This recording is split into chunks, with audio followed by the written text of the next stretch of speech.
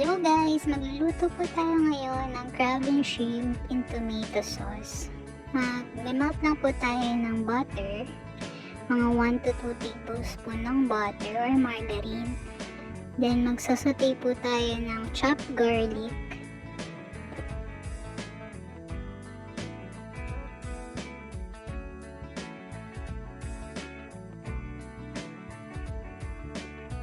Kapag medyo golden brown na po yung garlic natin, magsasaute naman po tayo ng onion. Hintayin lang po natin to maluto.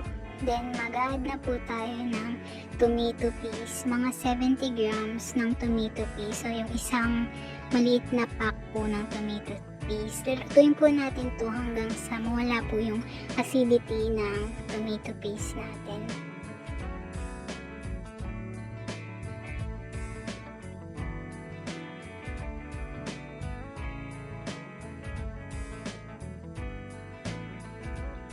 Saka po tayo mag-a-add ng 1/4 cup ng oyster sauce.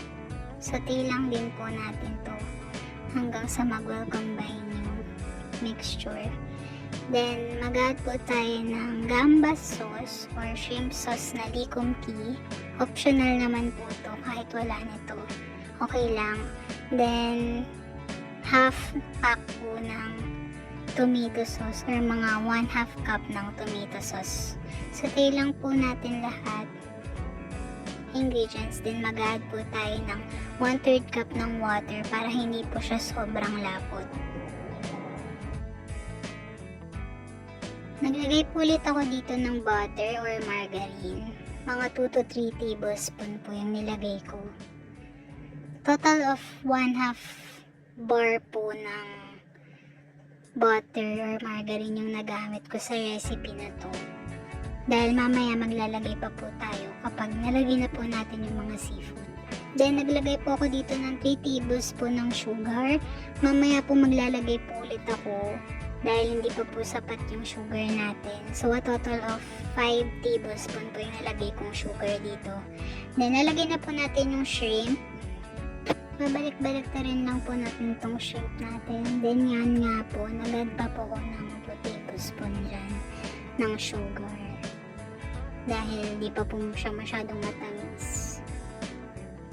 Then haluluin lang po natin to hanggang sa medyo maluto na yung shrimp natin. Tsaka po tayo mag-add ng boiled crab.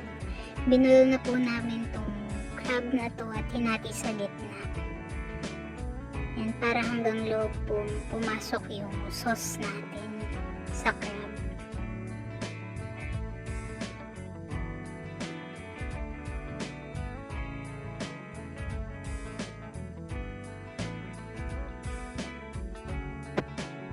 Pan lang po natin to para maluto pa siya. Then mag-add po tayo ulit ng butter. And total of 1/2 bar po ng butter yung nagamit natin dito. From time to time, nag-add po ko ng butter. Then, mag-add na po tayo ng corn. Optional naman po to, pero mas masarap po kung may corn and onion leeks po.